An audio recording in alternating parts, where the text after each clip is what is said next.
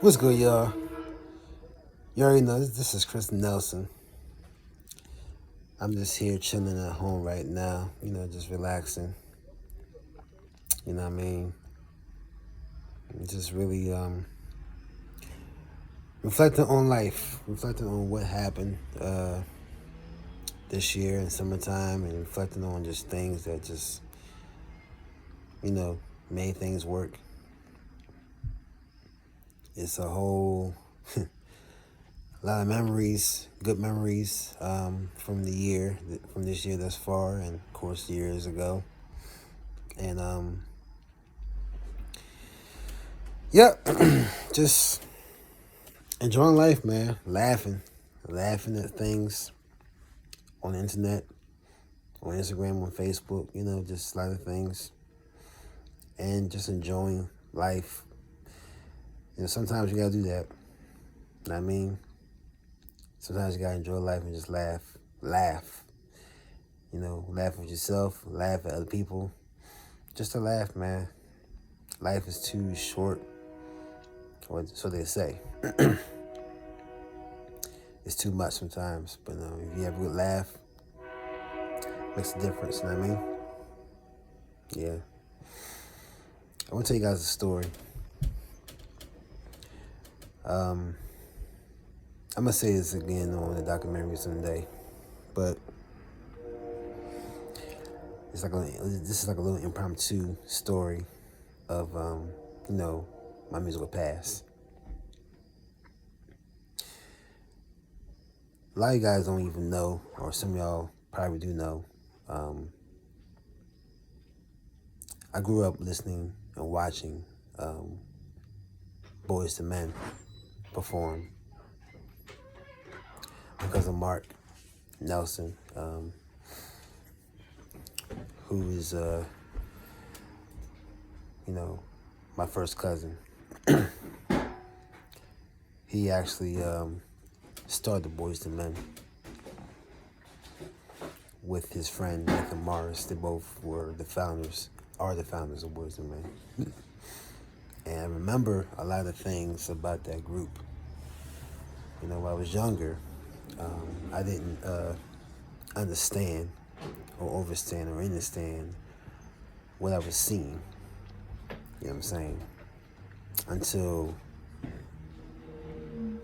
I saw them perform at the high school, the Philadelphia High School of Creative and Written Performing Arts, downtown. At that time, it was on 11th and Catherine in Philadelphia, South Philly. Now, also, my Aunt Phyllis Nelson, she was well known. Well known around the world, and of course in the neighborhood of Morton, PA. Of course in Philadelphia as well. To me, she was just my aunt, and Mark is just my cousin.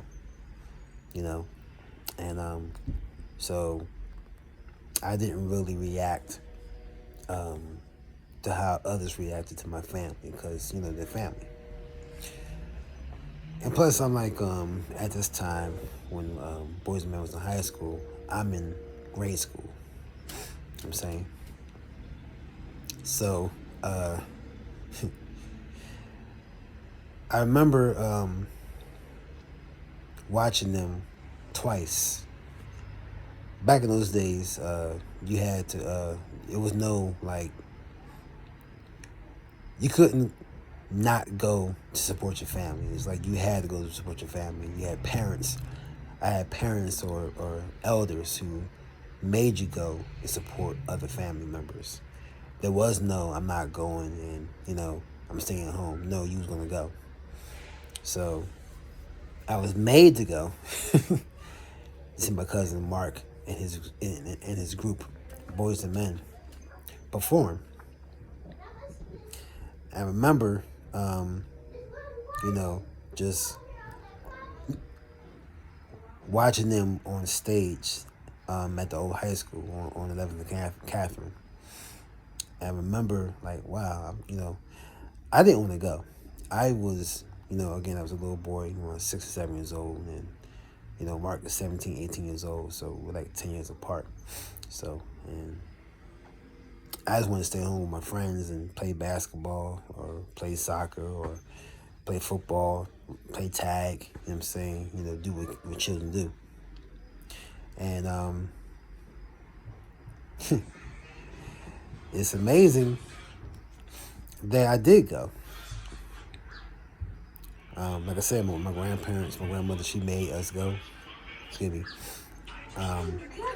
She made me go. She actually kind of tricked me to go see my cousin. I was determined to stay home, but she said to me, you're gonna regret not going, not supporting your family. I'm saying you can see your friends anytime, but this is your cousin. This is your family. You're gonna regret and miss something. So that made me go.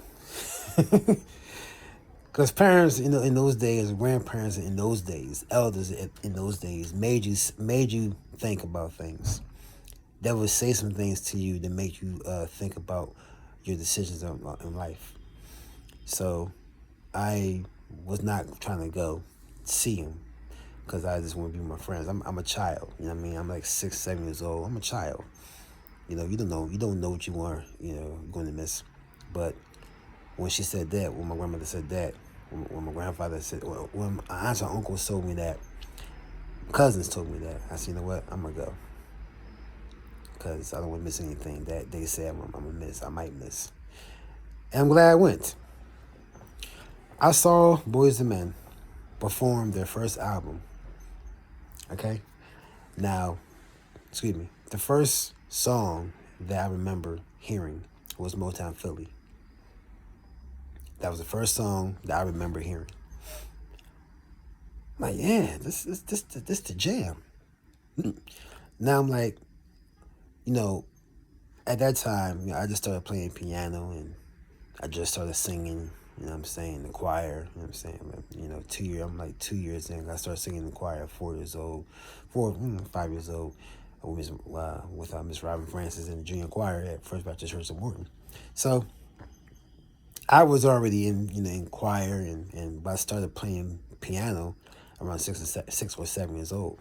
And I'm like, man, just at that time, BBD was out with the Velvet DeVoe, Poison. The song Poison was out, and the New Jack Swing was like happening around the late 80s, early 90s.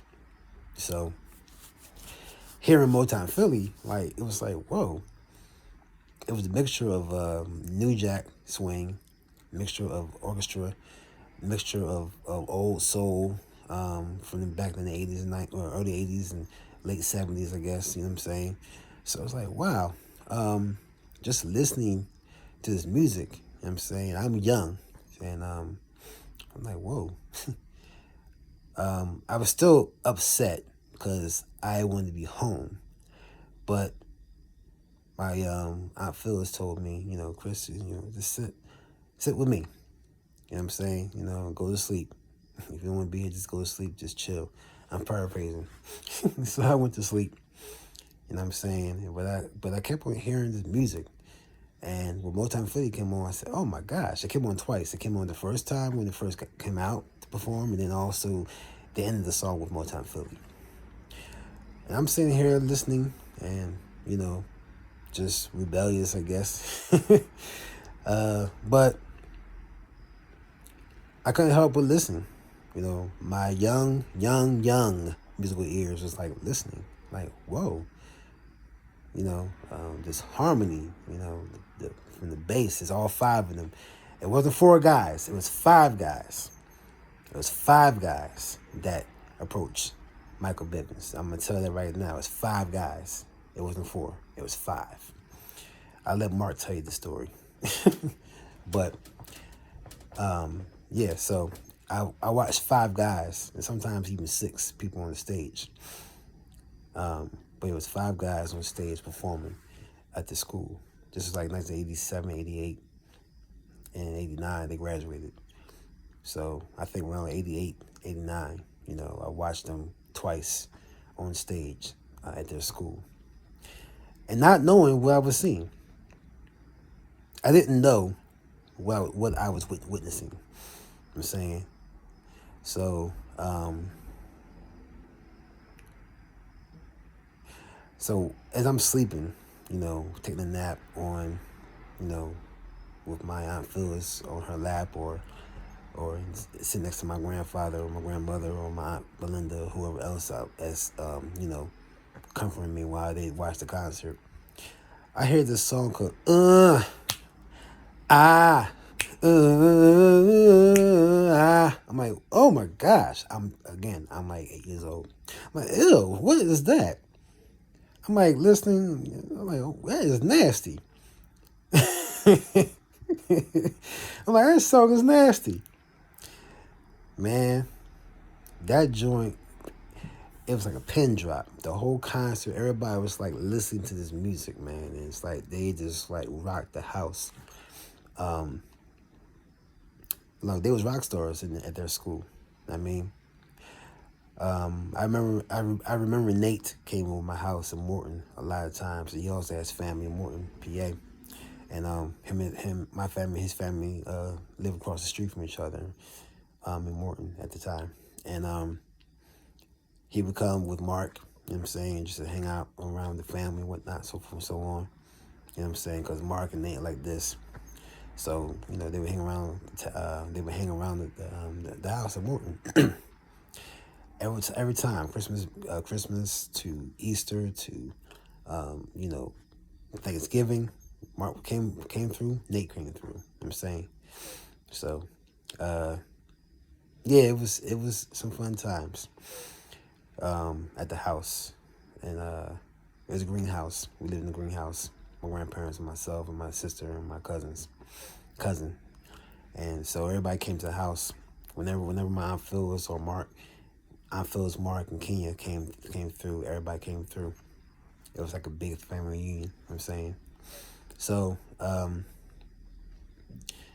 I remember one time, I think it was probably around Christmas time or probably around Easter time at the time.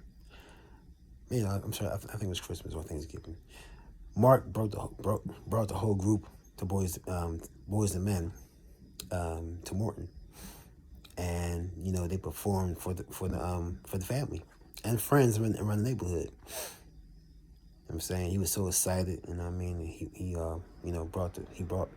brought his group from school to Morton, and so everybody can see them perform, and yeah, it was a magical thing, a magical thing.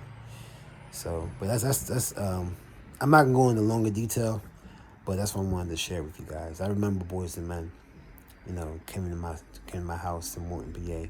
I remember watching them perform at their school twice, and everything like that. It was I didn't know what I was watching. I didn't know what I was seeing, but I did know that was something special, because my grandparents said, my aunt Phyllis told me that, and my uncles and my other aunts told me that. My other aunt told me that as well.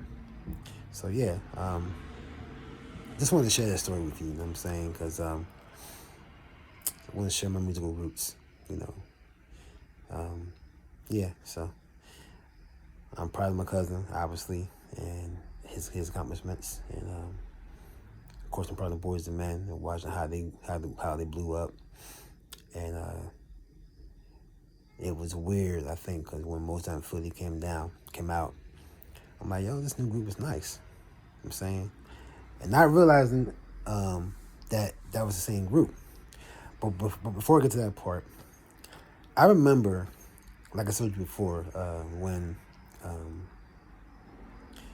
when Velvet DeVoe was out with the single called Poison.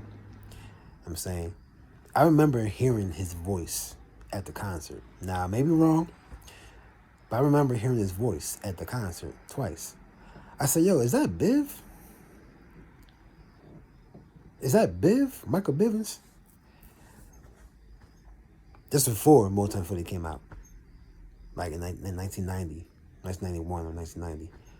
I was like, wow, they know Velvet DeVoe? So, yeah, that's a lot. That's a lot of memories from that day. I wasn't around when Mark and Boyz II Men went to the concert. I think Powerhouse down at the time, and met Michael Bivins. I wasn't there. I'm a child, but I do remember him telling the story about it. You know what I mean, so but I was around when he brought Boyz II Men to Morton, PA, and also when we, as a family, went to go see him perform at Kappa on 11th and Catherine in South Philly. So that's the story, and it's a lot to it, a lot more to it. But I definitely will share some more stuff about my story, about my experience watching Boyz II Men and my cousin Mark Nelson, some of the time. But yeah, that's the history, y'all.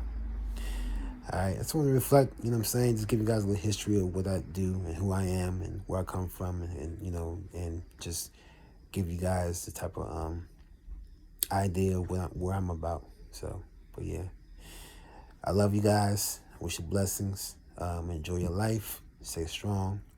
And yeah, man, rock out. Do your thing. Go for your goals and visions. You know, watching my cousin Mark, watching Boyz II Men, watching my Aunt Phyllis, watching my family, watching people in the neighborhood.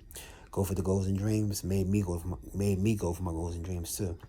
I'm saying it pushed me. You know, watching different examples. My grandparents, everybody who has leadership qualities, abilities, and gifts and talents that made me go hard on my gifts and talents too.